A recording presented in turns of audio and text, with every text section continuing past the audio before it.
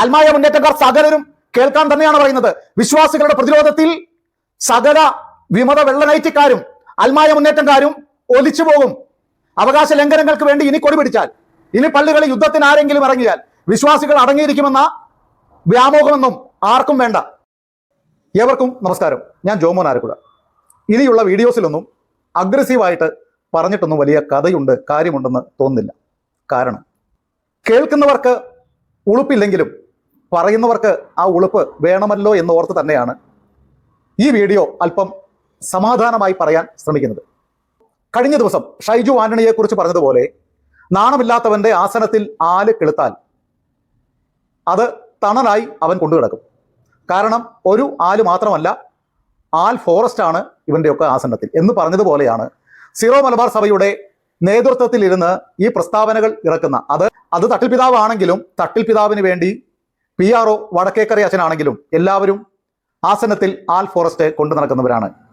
അതെന്തെങ്കിലും ആകട്ടെ, പറഞ്ഞു വരാൻ ഉദ്ദേശിക്കുന്നത് ഇന്ന് പുറത്തിറങ്ങിയ മീഡിയ കമ്മീഷന്റെ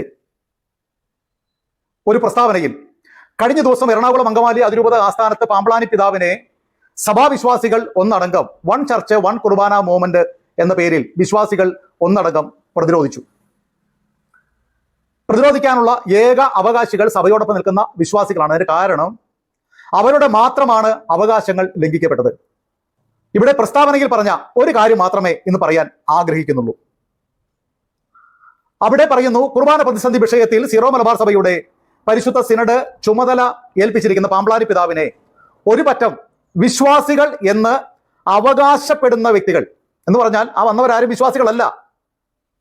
അന്ന് രാവിലെ മുതൽ പാതിരാത്രി വരെ 12 മണി വരെ അവിടെ ഉണ്ടായിരുന്നവരാരും സീറോ മലബാർ സഭയുടെ തട്ടിൽ പിതാവിന്റെയും പാമ്പ്ളാനി പിതാവിന്റെയും സിനഡ് പിതാക്കന്മാരുടെയും കണക്ക് പുസ്തകത്തിൽ നമ്മൾ ആരും അവിടെ പോയവരാരും വിശ്വാസികളല്ല. വിശ്വാസികളെന്ന് അവകാശപ്പെടുന്ന ഏതോ ആളുകൾ. അപ്പോൾ ഇവരുടെ കണക്കിൽ, സീറോ മലബാർ സഭയുടെ കണക്കിൽ പാമ്പ്ളാനി പിതാവ് പറയുന്നത് പോലെ, തട്ടിൽ പിതാവ് പറയുന്നത് പോലെ, മീഡിയ കമ്മീഷൻ പറയുന്നത് പോലെ, സിനഡ് പിതാക്കന്മാർ പറയുന്നത് പോലെ നിങ്ങളുടെ കണക്കിൽ ആരാണ് വിശ്വാസികൾ?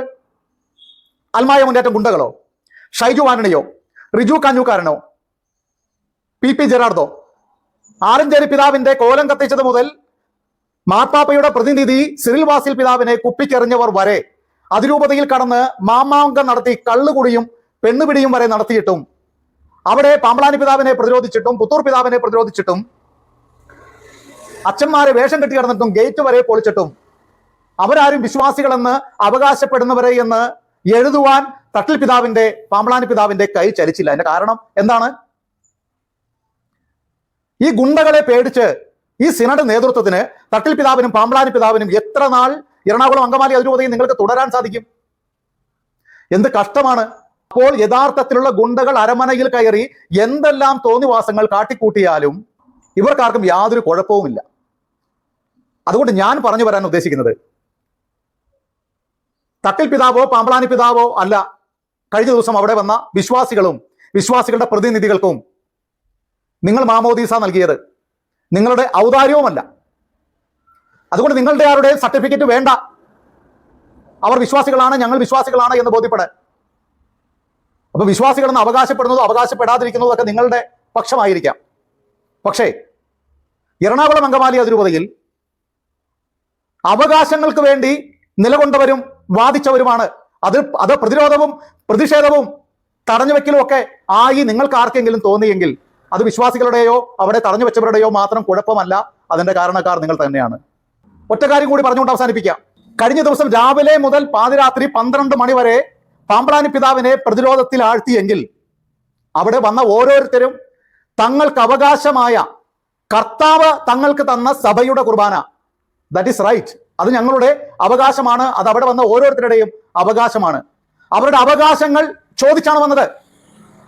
എന്നാൽ നിങ്ങൾ വാദിക്കുന്ന എറണാകുളത്തെ വൈദികർ, വിമത കത്തനാരുമാർ നിലകൊള്ളുന്ന എറണാകുളത്തെ കത്തനാരുമാർ വാദിക്കുന്ന ആത്മായ മുന്നേറ്റം ഗുണ്ടകൾ, അവർ പാമ്പ്ളാനി പിതാവിന്റെ അടുക്കൽ വന്ന്, അല്ലെങ്കിൽ വിമത വൈദികർ പാമ്പ്ളാനി പിതാവിന്റെ അടുക്കൽ വന്ന് മേജർ ആർച്ച് ബിഷപ്പിനോട് ആവശ്യപ്പെടുന്നത് എന്താണ്?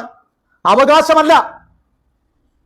ജനാഭിമുഖ കുർബാന എന്ന് പറയുന്നത് സഭയിലില്ലാത്ത ഒരു കുർബാന ആരുടെയും അവകാശമല്ല. അത് അടിവരയിട്ട് എന്നെ കേൾക്കുന്ന എറണാകുളം അങ്കമാലി അതിരൂപതയിലെ വിശ്വാസികൾ അടിവരയിട്ട് കുറിച്ചിടണം.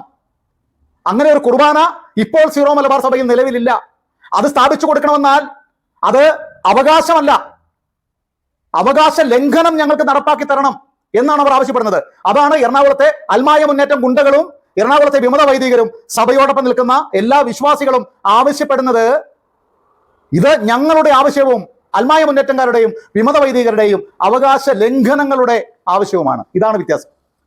ഇത് വേർതിരിച്ചറിയാനുള്ള ബോധം തട്ടിൽ പിതാവിനും പാമ്പ്ളാനി പിതാവിനും സിനഡ് പിതാക്കന്മാർക്കും ഇല്ലെങ്കിൽ ഇതേ പ്രതിരോധങ്ങൾ ഇതിനേക്കാൾ ശക്തമായി വീണ്ടും വീണ്ടും വീണ്ടും തുടരും.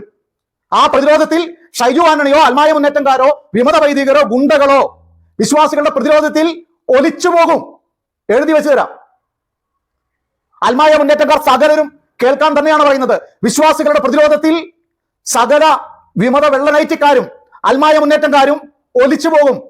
അവകാശ ലംഘനങ്ങൾക്ക് വേണ്ടി ഇനി കൊടി പിടിച്ചാൽ, ഇനി പള്ളികളിൽ യുദ്ധത്തിന് ആരെങ്കിലും ഇറങ്ങിയാൽ വിശ്വാസികൾ അടങ്ങിയിരിക്കുമെന്ന വ്യാമോഹമൊന്നും ആർക്കും വേണ്ട. അത്രയും പറഞ്ഞുകൊണ്ട് നല്ല ഭാഷയിൽ മനസ്സിലാകുമെന്ന ബോധത്തോടെ നിർത്തുന്നു. മനസ്സിലായില്ലെങ്കിലും ഒരു ചുക്കുമില്ല. ചെയ്യേണ്ട കാര്യങ്ങൾ വിശ്വാസികൾ ചെയ്തിരിക്കും. നേടിയെടുക്കേണ്ടത് നേടിയെടുത്തിരിക്കും. നന്ദി.